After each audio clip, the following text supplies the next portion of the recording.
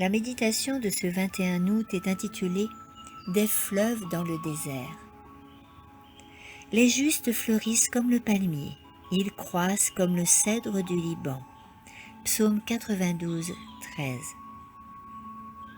Le voyageur souffre sur le sable brûlant du désert, sans abri pour le protéger des rayons du soleil. Sa réserve d'eau est épuisée. Il n'a plus rien pour étancher sa soif. Sa langue est gonflée. Il titube comme un homme ivre. Alors qu'il se voit sur le point de mourir, l'image des visages de sa famille et de ses amis passe devant ses yeux. Il aperçoit soudain, au loin, un palmier, vert et luxuriant. L'espoir fait battre son cœur plus vite. Il presse le pas, sachant que l'eau qui donne vigueur au palmier rafraîchira son corps fiévreux et lui rendra la vie. Comme le palmier du désert guide et console le voyageur épuisé, le chrétien dans le désert du péché conduit les âmes mourantes et accablées vers la source d'eau de la vie. Il indique à ses semblables le chemin vers celui qui les invite. Si quelqu'un a soif, qu'il vienne à moi et boive. Quand le ciel semble d'airain, que le sable brûlant irrite le tronc et les racines du palmier, l'arbre grandit quand même, frais et vigoureux.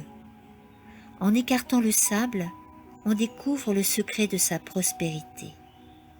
Ses racines plongent dans les profondeurs de la terre où elles trouvent l'eau. Il en est de même pour le chrétien. Sa vie est cachée en Dieu avec le Christ. Jésus est pour lui une source d'eau vive qui jaillit jusque dans la vie éternelle. Sa foi, comme les racines du palmier, descend dans l'invisible, puisant l'eau à la source de vie. Dans un monde corrompu, il reste fidèle et loyal à Dieu. L'influence de la justice du Christ l'environne. Les visages des hommes et des femmes qui marchent et qui travaillent avec Dieu rayonnent d'une paix céleste. Pour de telles âmes, le royaume de Dieu a déjà commencé. Elles possèdent la joie du Christ, la joie d'être une source de bénédiction pour l'humanité. Le Maître leur a fait l'honneur de les accepter à son service, de les autoriser à travailler en son nom.